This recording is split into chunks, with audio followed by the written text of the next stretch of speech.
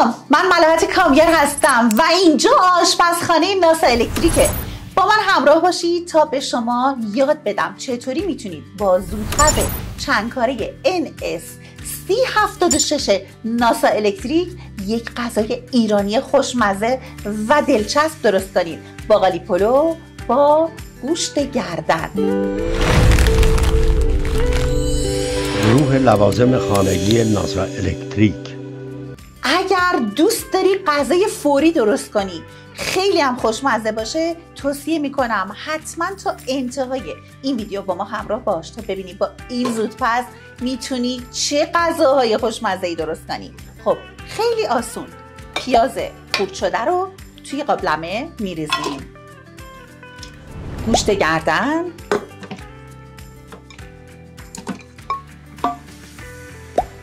یک کمی روغن، سیر پاک شده، برگ بو، کرفس و هویج برای ذوب‌گیری گوشت بسیار مناسبه. اضافه کن.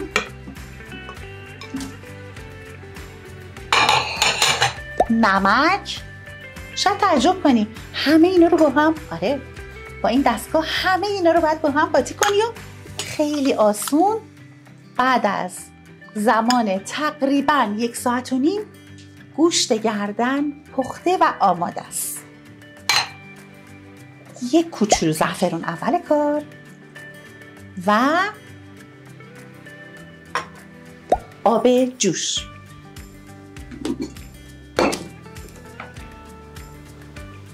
یادتون باشه این زودپز نیاز به آب زیادی نداره برای پخت، چون خیلی آب از دست نمیده.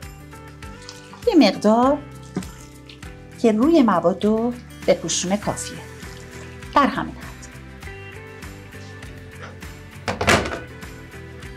الان دیگه در دستگاه رو اول میبندیم، میریم سراغ روشن کردن زودپز. اولین کاری که میکنیم منو رو میزنیم.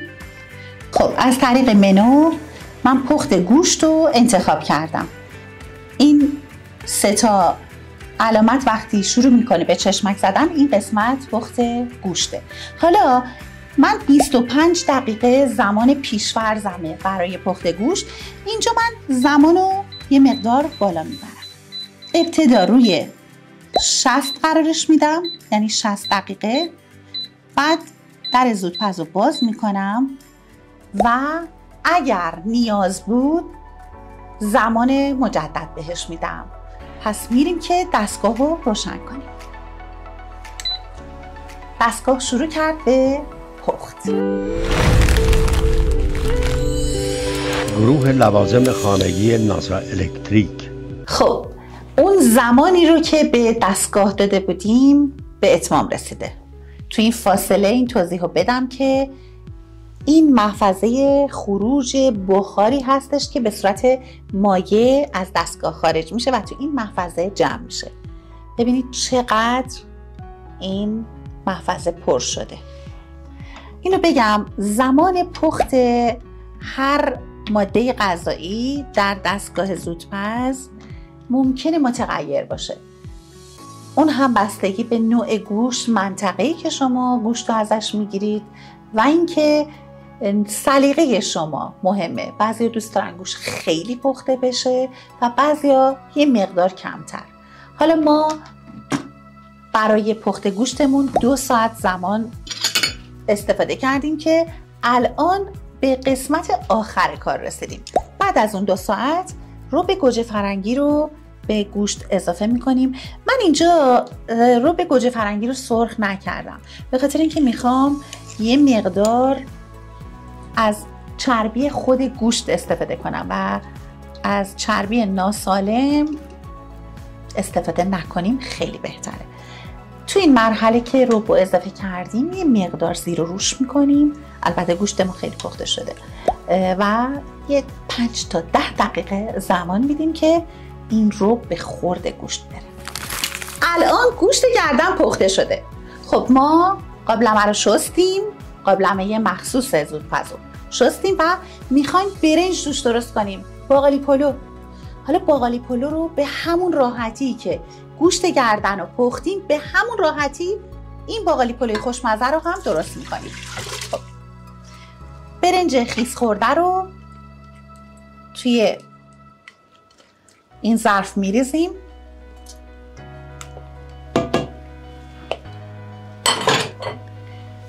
یه مقدار باقالی داریم. برنجمون تقریبا 3 پیمانه است، باقالیمون 2 پیمانه. تقریبا 1 پیمانه سرخالی هم شیوید خشک داریم، اونم اضافه میکنیم.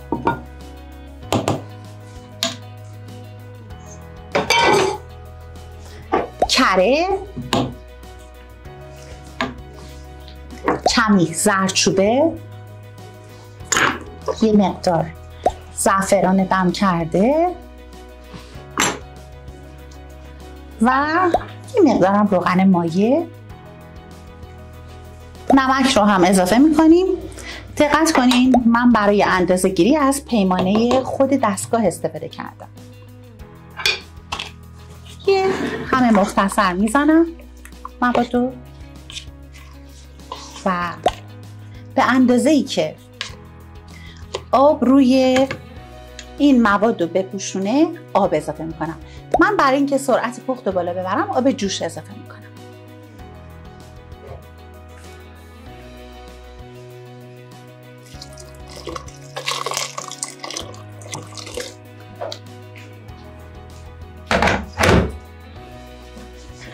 یک بند انگشت آب روی مواد قرار گرفت. خب توی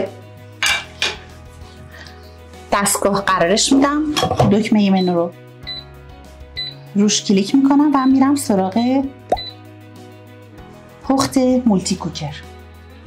خب الان روی قسمت پخت مولتی کوکر تنظیم شد. اولین کاری که میکنیم دمای دستگاه رو تنظیم میکنیم. من پیشنهاد میکنم دما رو روی 100 درجه سانتیگراد قرارش میدم، 100 تا 90 100. بعد دوباره دکمه تایمر رو روش میزنیم.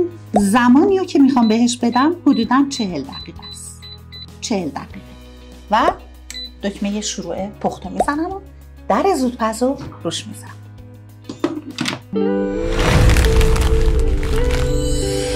گروه لوازم خانگی ناسا الکتریک.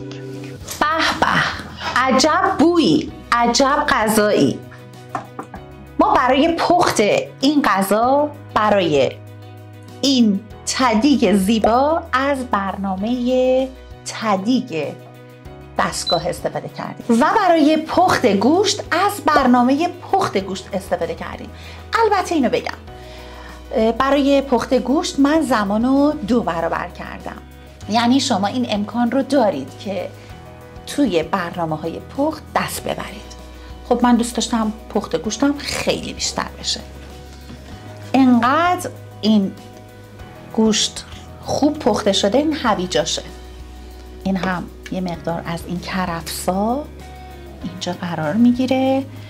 به همین راحتی ببینین گوشت از استخون جدا میشه.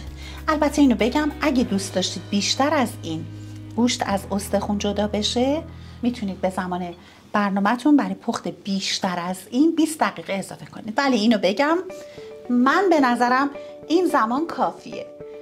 خب امیدوارم که شما هم مثل من این غذای خوشمزه رو درست کنید و نوش جان کنید.